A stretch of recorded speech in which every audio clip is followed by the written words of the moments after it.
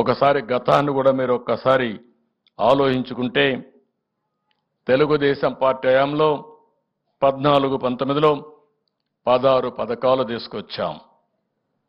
దగ్గర 199 గురుకుల పాఠశాలలు తీసుకొచ్చాం. 2705 విద్యా సంస్థలు ఏర్పాటు చేసుకుని అందులో 2,45,380 మంది విద్యార్థులు విద్యను అభ్యసిస్తున్నారు. ఒకప్పుడు గిరిజనుల్లో విద్య లేదనే ఉద్దేశంతో ఆ రోజు ఎన్టీ రామారావు గారు ఆలోచించి ఒకే మాట చెప్పారు, ఏ ఊర్లో స్కూల్ కావాలనో ఇచ్చిన ఘనత గురుకుల పాఠశాలని నామకరణం చేసి గురుకుల పాఠశాలలు పెట్టిన వ్యక్తి ఎన్టీఆర్.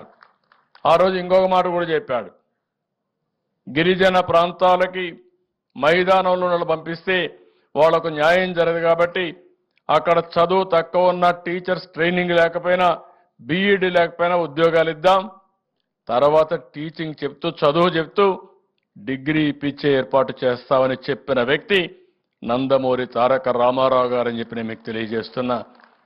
అంటే స్కూల్స్ రావాలి, ఆదివాసులు చదువుకోవాలి, ఆ చదువు చెప్పే వాళ్ళు కూడా ఆదివాసులు ఉండాలనేది ఎన్టీ రామారావు గారి సంకల్పం. దానికి మేము కట్టుబడి ఉన్నామని చెప్పి కూడా నేను మీకు తెలియజేస్తున్నా. మీ పిల్లల విద్య కోసం 14-19లో 450 కోట్లు ఖర్చు చేస్తే ఫీజు రీఎంబర్స్మెంట్ కోసం ఈ ప్రభుత్వం వచ్చిన తర్వాత సగం తగ్గించి ఇచ్చారు. 260 కోట్లు పడిపోయే పరిస్థితి వచ్చింది. నేను ఒకటే ఆలోచించాను, గిరిజన పిల్లలు గిరిజనులు కానీ కూలీలు కానీ అటవీ ప్రాంతంలో మిగిలిపోకూడదని మిమ్మల్ని ఐఏఎస్ చేయాలి, ఐపీఎస్ చేయాలి, లేకపోతే ఐఐఎంలకు వెళ్ళాలి అనే ఉద్దేశంతో శ్రద్ధ పెట్టాం.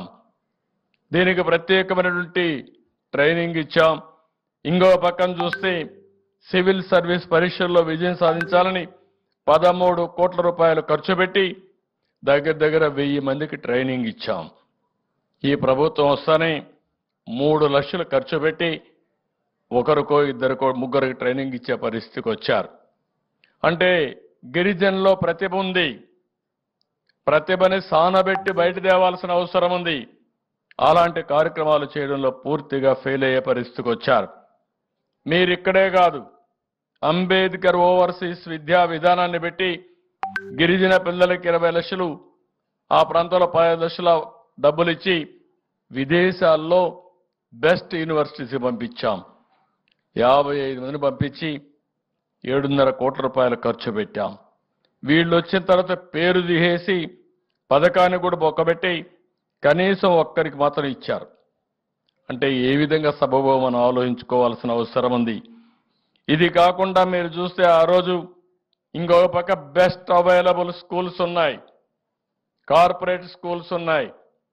గిరిజన పిల్లలు అక్కడ చదువుకోవాలి, అందరితో సమానంగా రాణించాలనే ఉద్దేశంతో పెడితే దాన్ని కూడా తీసేసే పరిస్థితికి వచ్చారు. ఇంకో పక్కన మీరు ఒకసారి చూస్తే ఎస్టీలకు ఆ రోజు గిరిపుత్రిక కింద నేను 9,222 మందికి 56 కోట్ల రూపాయల ఆర్థిక సహాయం చేశాం. పెళ్లి నిశ్చయమవుతానే ఏ మాత్రం కూడా మీకు దిగులు లేకుండా మీకు డబ్బులు ఇచ్చి పెళ్లి జరిపించిన పార్టీ తెలుగుదేశం పార్టీ అని చెప్పి కూడా నేను మీకు తెలియజేస్తున్నా. అలాంటిది ఈరోజు చూస్తే పూర్తిగా దీనికి కూడా నీరుగారు చేసే పరిస్థితికి వచ్చారు. ఆ రోజు గిరిజనుల్లో ఎవరైనా చనిపోతే మట్టి ఖర్చుకు డబ్బులు ఇచ్చాం. 5 లక్షల రూపాయలు చంద్రన్న భరోసా కింద మీకు ఆర్థిక సహాయం చేసిన పార్టీ తెలుగుదేశం పార్టీ. ఎవరున్నా చనిపోతే దిక్కు లేదని బాధపడకుండా ప్రభుత్వం అండగా నిలిచాం. మీలో చాలా మంది ఆ రోజు డోలీలు తీసుకొని ఎన్నో కిలోమీటర్ల తరబడి నడిచి వచ్చేవాళ్ళు. అది నాకు చాలా బాధ కలిగింది. మేము అంబులెన్సులు పెట్టాం, అంబులెన్సులన్నీ రోడ్డు మీద తిరగలుగుతాయి. గిరిజన ప్రాంతంలో ఆదివాసులు ఉండే కొన్ని మారుమూల ప్రాంతాల్లో కనీసం ఈ యొక్క 4 వీలర్స్ రావు. అందుకని ఆలోచించి నేను 2 వీలర్స్తో అంబులెన్సెస్, ఫీడర్ అంబులెన్సెస్ పెట్టాను. ఫీడర్ అంబులెన్స్ అంటే ఎక్కడో గూడెం ఉంటుంది, ఆ గూడెం నుంచి మెయిన్ రోడ్డుకు వస్తే అక్కడ అంబులెన్స్ రెడీగా ఉంటుంది. ఇది తేవాలంటే స్కూటర్ని ఫీడర్ అంబులెన్స్లుగా చేసి మీరు అక్కడి నుంచి తీసుకొచ్చే సౌకర్యం పెడితే ఈ మధ్య కాలంలో డోలీల్లో మోసుకొస్తున్నారు. ఆరోగ్యం బాగాలేకపోతే మోసుకొస్తున్నారు. ఎవరైనా కానీ డెలివరీకి రావాలంటే, ప్రసూతి చేయాలంటే, హాస్పిటల్కి రావాలంటే అక్కడి నుంచి మోసుకొస్తామంటే దారి మధ్యలో వాగుల దగ్గర, చెట్టు దగ్గర, పుట్ట దగ్గర, శ్మశానం దగ్గర డెలివరీ చేసే పరిస్థితి వచ్చారంటే, అక్కడే జన్మనిచ్చే పరిస్థితి వచ్చారంటే ఏంటి కర్మ అని అడుగుతున్నా.